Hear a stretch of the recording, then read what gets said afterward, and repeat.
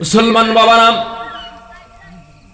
যুবক ভাইয়ের হল, যারা বিয়া শাদী করে লাইছো, যাদের বিবি আছে, তুমি তাই তোমার তান বিবি অখলর যে হক আদায় করতায়, হক গুলা আদায় করতায়, তার মধ্যে একটা হক হইল মোহরানা আদায় করে দেওয়া।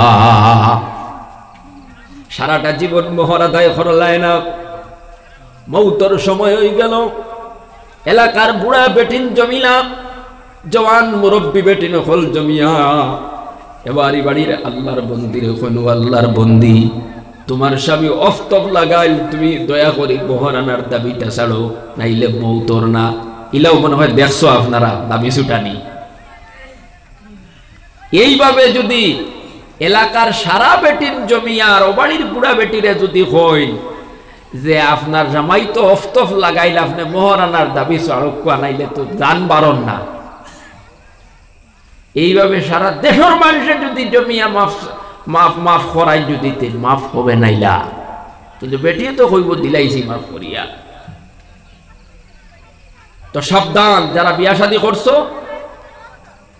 যারা বিয়া শাদী বহুত ফুরনা হইছে করছো, আর যারা নয়া করছো, যারা করবায় রেডিও আগে মোহরানার টেকাও কিলা দেওয়া যায়।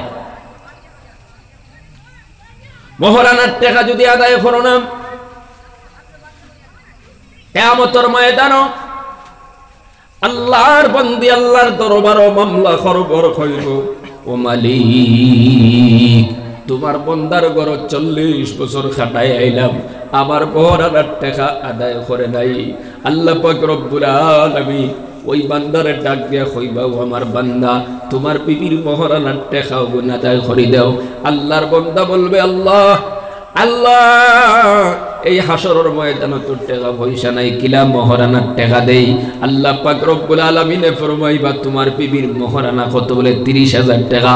বলে 30,000 টাকার নেকি তুমি দিয়া দাও। আল্লাহু আকবার হও, আর জোরে হও আল্লাহু আকবার। কিয়ামতের দিন তো টাকা পয়সার লেনদেন নাই, নেকি আর গুনাহ দি লেনদেন হইব। ও যুবক ভাইয়া, 30,000 টাকা মোহর দিছ না, বউরে ঠকিছ, হক আদায় করছ না, বেটাগিরি। কিয়ামতের দিন 30,000 টাকার নেকি দিবাই, নেকি যদি থাকে না, 30,000 টাকার গুনাহ তুমি তোমার বউর কাছ থেকে গুনাহ আনবাই, 30,000 টাকার গুনাহ লইয়া তুমি জাহান্নামের ভিতরে যাইবাই। নাউযুবিল্লাহ। এই জন্য যুবক ভাইয়া, মুরব্বী বাবারা, মাইকর সাউন্ড যতক্ষণ পর্যন্ত গে পৌঁছায়, খবরদার বিবির মোহরানার টাকা আদায় না করিয়া কবর যাইও না, মুসিবত ভরবাই। গতিকে প্রত্যেকে নিজের স্ত্রী হলর মোহরানার টাকাটা আদায় করে দিয়া দাও। হ্যাঁ, যদি তোমার বউয়ে, তোমার বিবিয়ে যদি হয়, নিজের ইচ্ছার থাকি যদি হয়, নিজের ইচ্ছার থাকি যদি হয়, বলে আমি আর এগুন দিয়ে কিতা করতাম, আমি তো এই বাড়ির সারা জীবন কাটাইতাম, আমারও ছেলেমেয়েরা বড় হয়ে যাইতাম, বাড়ির জিম্মাদার আমি, এখন আর এই পয়সা দিয়ে আমি কিতা করতাম, এই পয়সাটা আপনি কাজে লাগাইয়া দেন, এমন ভাবে স্বইচ্ছায় যদি খুশি হিসাবে দিয়া দে, কোনো আপত্তি নাই। তবে আতো দিয়া যদি চাইতে তখন বলে কিচ্ছু হয় না, খেলে তে আর আদায় হইতো নাই। আতো দিয়া যদি চাও, যদি বলে হয় না কেন কিচ্ছু, এই মোহরানার টাকা দিয়া বেটি যদি কোটিপতি হয়ে যায়, এরপরও আপনার কোনো হক নাই এগুন তোর উপরে, যে আমার কুটুম আইসন তোর মরর টাকার থাকি 2,000 দেশ না, আপনি কই দেয় ভারতায় নাই। যুবক ভাইয়ার মুরব্বী বাবারা,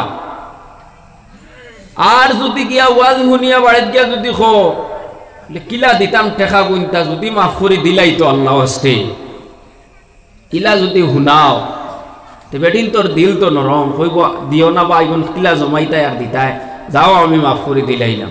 ইগুও তুমি কৌশল বানাইছো মাফ করাইবার লাগি, অর্থাৎ কৌশলে যদি মাফ করাও এটা মাফ হবে না। আল্লাহ কইছেন, ওয়া আতুন নিসা সাদুকাতিহিন্না নিহলা, ফাইন তিবনা লাকুম আন শাইইন মিনহু নাফসান ফাকুলুহু হানিয়াম মারিয়া। আল্লাহ ফরমাইতরা খুশির সহিত তোমার স্ত্রীর মহারানা আদায় করে দাও। হ্যাঁ, বেটি যদি খুশি হিসাবে তোমারে দিলাই বুঝি গুন্দে কিতা করতাম, তাহলে আপনি খাজো লাগাইতে পারবা। বুঝা যাননি বাবাজিরা? তো মোহরের টাকা আদায় করা লাগেনি না লাগে না? জোরা করে কম, মোহরের টাকা দেওয়া লাগে। এখন আমরা সমাজে খুঁজাইলে কয়জন পাইবাই দিছে? কেমন বড় বিপদ সামনে তোয়া। তাম জিন্দিগি নামাজ পড়িলাম, তাম জিন্দিগি রোজা রাখলাম, তাম জিন্দিগি জিকির করলাম, আর বিবির হক আদায় করলায় না। এক নম্বর হকটা বিবির আদায় করলায় না, বিবির সঙ্গে ধোঁকাবাজি করলায়, দমক দিলায়, কোন সময় হাত ধরলায়, ফক ধরলায়, কৌশল করিয়া মহারানার টাকা টোকাইয়া তোমার পকেটও রাখি দিছ। কিয়ামতের দিন তোমার উপরে বিপদ আছে না নাই? এই জন্য আজকের মাহফিল থেকে ওয়াদা করো, মহারানা ওখানে আদায় করতা ইনশাআল্লাহ। এটা আল্লাহ দিয়া দিছে, এটা আল্লাহর নির্দেশ। এখন তো মহারানার টেকা উল্টা আনিলাই, আরো কথা আছে না মিশা খুব কাছে। এখন বিয়া করতে সময় দামতে তার বাফরে ফাটাইতে সময় হয় জিকাইও 1000 দিবা। বেটিও বাড়িতে মাইবার আগে দিত আসলো হে বেটির মোহর। এখন বেটি বাড়িতে আইবার আগে বেটির বাফর কাছ থেকে হে লইয়া। কেমন ফকিরি দরজাত মানুষ পৌঁছিস গিয়া। আল্লাহ তুমি প্রত্যেক মুসলমান ভাই বোন মা বাপ প্রত্যেকের বুঝার তৌফিক দাও। সবে হোক আল্লাহুম্মা আমিন।